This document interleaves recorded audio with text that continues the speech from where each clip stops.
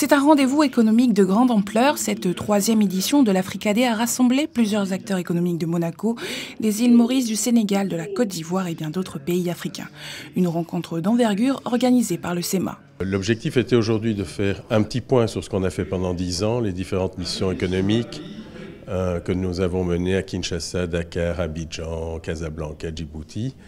Les webinaires qu'on a mis en place avec le Monaco Economic Board, qui est notre partenaire de référence maintenant depuis ces dernières années.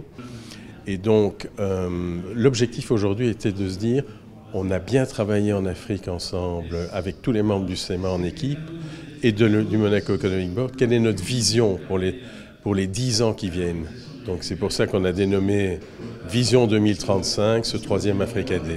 Pendant toute cette journée, ils ont exploré des panels thématiques tels que la croissance économique en Afrique de l'Ouest. Tous nos pays d'Afrique de l'Ouest, et je dirais peut-être même plus généralement d'Afrique, sont encore des importateurs de produits alimentaires. On importe du riz, on importe du blé, on importe la nourriture, alors qu'il y a des terres arables. Ou encore les risques de devises. Cette combinaison de facteurs, en fait, a mis énormément de pression sur les devises des pays émergents de manière générale, mais surtout des pays en développement. Et puis on avait un dollar qui était structurellement fort. Le forum en a séduit plus d'un, à la star de Iron Gerberen. Il y a entre la principauté et Maurice une relation qui date depuis les années 70 avec la famille princière.